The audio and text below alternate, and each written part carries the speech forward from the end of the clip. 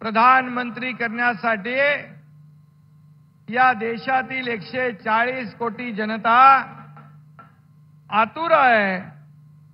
तीच गॅरंटी या समोर पसरलेल्या जनसागराने आज दिलेली आहे।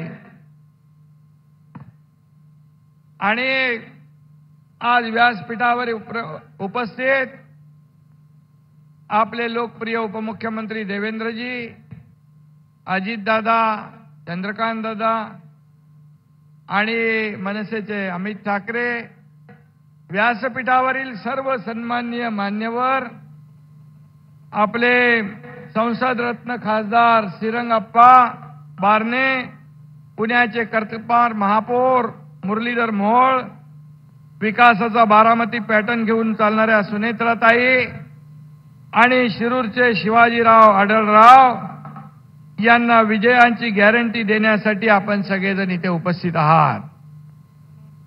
इथं धनुष्यबाण असेल, कमळ असेल, घड्याळ असेल, या चिन्हांना मतदान म्हणजे मोदींना मतदान, मोदीजींना मतदान। आणि म्हणून महायुतीच्या प्रत्येक उमेदवाराला मत म्हणजे आपल्या मोदीजींना मत। पाण्याखाली गेले तेव्हाही त्यांनी भगवान श्रीकृष्णाकडे देशहिताचीच प्रार्थना केली। हा फरक आहे, देश बुडवणारे कुठे आणि देशहिताची प्रार्थना करणारे कुठे।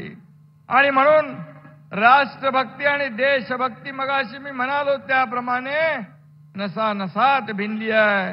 त्यामुळे राष्ट्राला महासत्ता करण्याचं वचन देखील ते पूर्ण करून दाखवतील। खरं म्हणजे ही लढाई महायुती विरुद्ध महाआघाडी अशी नाहीये। ही लढाई जगभरात देशाचा सन्मान वाढवणारे आपले नरेंद्र मोदीजी विरुद्ध देशाची बदनामी करत फिरणाऱ्या राहुल गांधींची आहे। आणि त्यामुळे स्वप्नात जरी विचारलं कोणी या देशाचा प्रधानमंत्री कोण पाहिजे, तर स्वप्नात पण काय म्हणाल,